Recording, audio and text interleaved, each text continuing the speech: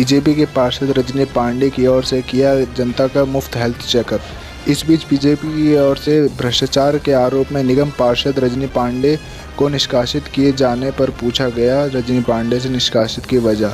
जय हिंद। आप देख रहे न्यूज़ चैनल सूरज की रोशनी। पेश है रिजवान खान की ये रिपोर्ट। न्यू अशोकनगर क्षेत्र में की निगम पार्षद रजनी पांडे ने लगवाया हेल्थ कैंप। इस दौरान बीजेपी की ओर से पार्टी से बाहर निकाले जाने पर रजनी पांडे से पूछे गए कई अहम सवाल। वहीं हेल्थ कैंप में न्यू अशोकनगर के लोगों की आंख, हड्डी, बीपी, शुगर, दांत की जांच और मुफ्त सलाह दी गई। नमस्कार, मैं हूं रिजवान खान और आप हमारा चैनल न्यूज़ चैनल सूरज की रोशनी देख रहे हैं। इस वक्त मेरे साथ निगम पार्षद रजनी पांडे जी है, न्यू अशोकनगर वार्ड ई4 से। इनके यहाँ अभी एक हेल्थ कैंप लगाया गया है और उस हेल्थ कैंप के अंदर काफ़ी लोगों को सेवाएं मिली हैं। जानना चाहते हैं कि इस तरीके के जो कार्य लगातार करती आ रही हैं वो किस तरीके से और क्यों कर रही हैं, पता करते हैं।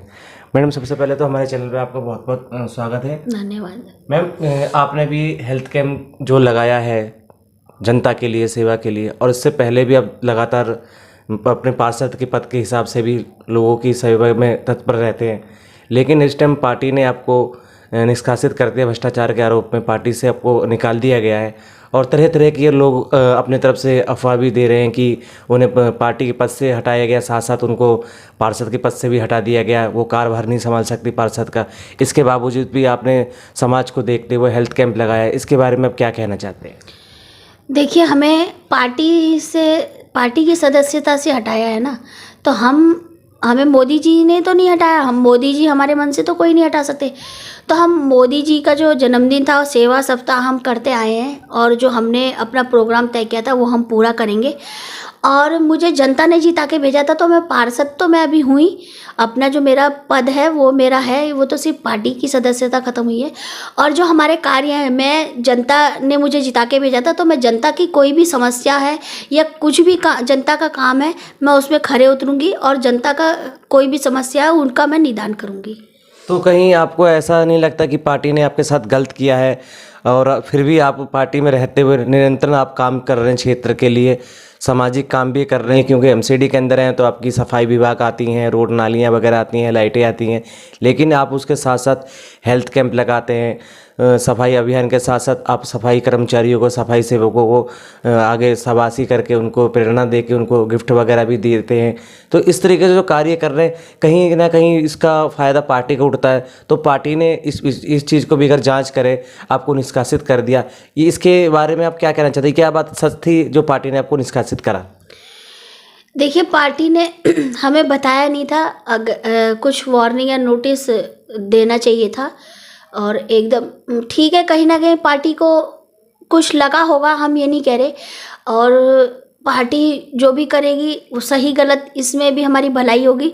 तो सही गलत का निर्णय पार्टी का ही होता है, पर हम पार्टी के साथ हैं क्योंकि हम कहीं इधर उधर तो नहीं जा रहे। क्योंकि सुनने में आया था कि हम पार्टी बदल रहे हैं। हम जब तक मेरी सांसें रहेंगी हम पार्टी के साथ ही रहेंगे। हम अपने पार्टी नहीं छोड़ेंगे। हम भारतीय जनता पार्टी के साथ रहेंगे और हमेशा उनके समर्थन में खड़े हैं। तो जैसे कि आप बता रहे हैं कि मुझे सुनने में आया था कि हमारे लिए बताया जा रहा था कि हम पार्टी को छोड़ रहे हैं। हम मतलब आपका कहना ये है कि बीजेपी को हम छोड़ रहे हैं, तो शायद पार्टी ने इस वजह से निकाला, ये रीज़न है? या आप भी क्षेत्र में बने रहते हैं तो आपको भी कुछ खबर मिली होगी कि आपके खिलाफ इस तरीके से जो प्रोपेगेंडा चल रहा है, आरोप लगे जा रहे हैं, ये सच है या झूठ है? इसके लिए आपने पार्टी में, सदन के अंदर कुछ बात रखी?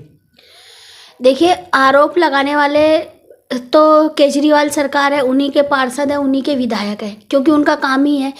तो जब वो बीजेपी पे आरोप लगाते हैं भ्रष्टाचार का, तो फिर वही बीजेपी पार्षद को अपने पार्टी में शामिल करते हैं। तो एक तरफ तो आप एलिगेशन लगाते हैं कि वो भ्रष्ट हैं और वही भ्रष्ट लोगों को आप अपने पार्टी में शामिल कर रहे हैं। जैसे कि कोई एक आध उदाहरण के लिए नाम दीजिए जो बीजेपी से निकल के भ्रष्टाचार का आरोप जिस पे लगा हो, उन्हें बीजेपी से निकाल दिया हो, पार्षद के पद से या पार्टी से निकाल दिया गया हो और उन्होंने आम आदमी पार्टी ज्वाइन करी हो। ऐसा कोई उदाहरण एक नाम बताना चाहेंगे आप?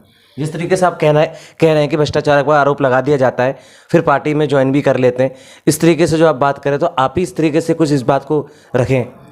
देखिए, पूजा मदान भी गई हैं, मतलब और भी अनारकली वार्ड से भी गए हैं, कई पार्षद पार्टी के गए हैं। तो पहले तो अगर उन पर भ्रष्ट का आरोप है तो आपने अपनी पार्टी में क्यों शामिल किया, और आप ही केजरीवाल ही बताते हैं कि बीजेपी भ्रष्ट है।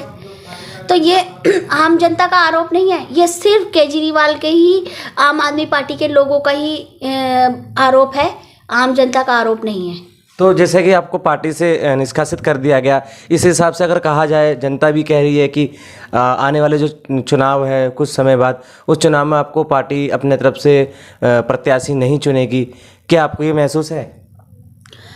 देखिए, पार्टी ये तो पार्टी तय करेगी, चुनना ना चुनना बाकी भाग्य की बात है, और पार्टी जैसा आदेश देगी हम वैसा करेंगे, और पार्टी का आदेश हमारे लिए सर्वोपरि है।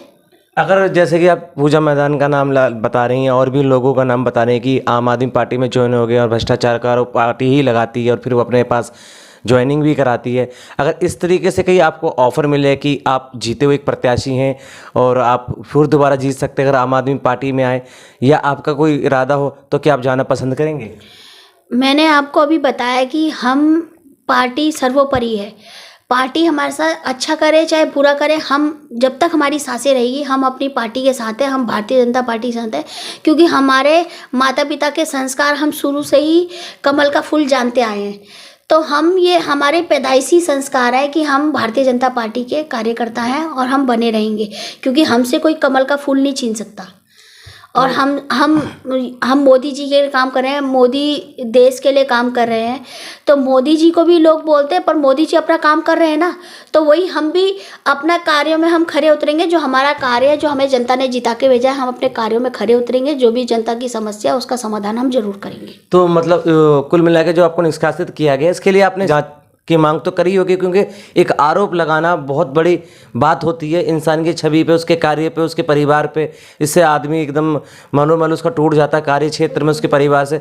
तो कहीं ना कहीं आप भी भावुक हुए होंगे, ऐसा नहीं है, चाहे ये बात झूठ है या सच है, बट आपने तो पार्टी से अपने इसके लिए मांग करी होगी, जाँच करने के लिए मांग करी है कि नहीं करी, ये बताइए। देखिए, हम मनोबल टूटा, पर हम अगर सही थे, इसीलिए हम अपने कार्य कर ही रहे। जो हमारे कार्य हैं वो हमने अपने कार्य को रोका नहीं। हमारी सफाई से लेके दवाई से लेके जो भी एमसीडी का कार्य, लाइटिंग वगैरह, सब हमारा कार्य उसी सुचारू रूप से चल रहा है जैसे 5 साल से चलता आया है, और आगे भी 4-6 महीने तक वैसे ही चलता आएगा।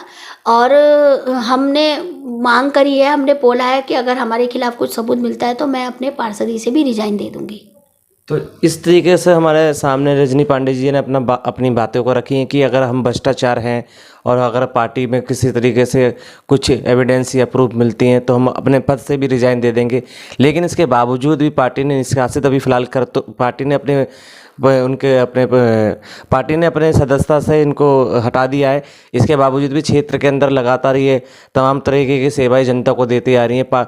जो पार्षद का पद होता है, पार्षद के पद के हिसाब से कार्य तो करते आ रहे हैं, लेकिन उसके अलावा सफाई सेवकों का मनोबल बढ़ाना, उनका सम्मान करना, और क्षेत्र के अंदर जिस तरीके से हेल्थ वगैरह की परेशानी को देखते हैं, इशू है जो, उस इशू को क्लियर करवाना, ये सारी तमाम सेवाएं लगातार रजनी पांडे अभी तक देती हुई आ रही हैं। और बाकी उन्होंने जो कहा है कि अगर अब मेरे पर कोई आरोप है तो मैं इस पद से भी रिजाइन दे दूंगी। हालांकि पार्टी में अपने पद पे बनी हुई है।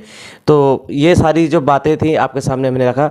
हमारे चैनल को लाइक सब्सक्राइब जरूर करें ताकि आपके आसपास के क्षेत्रों की सारी खबरें मिलती रहे। धन्यवाद। सभी दर्शकों से गुजारिश है कि हमारे न्यूज़ चैनल सूरज की रोशनी को लाइक, शेयर और सब्सक्राइब जरूर करें ताकि आपको अपने आसपास की सारी खबरें मिलती रहें।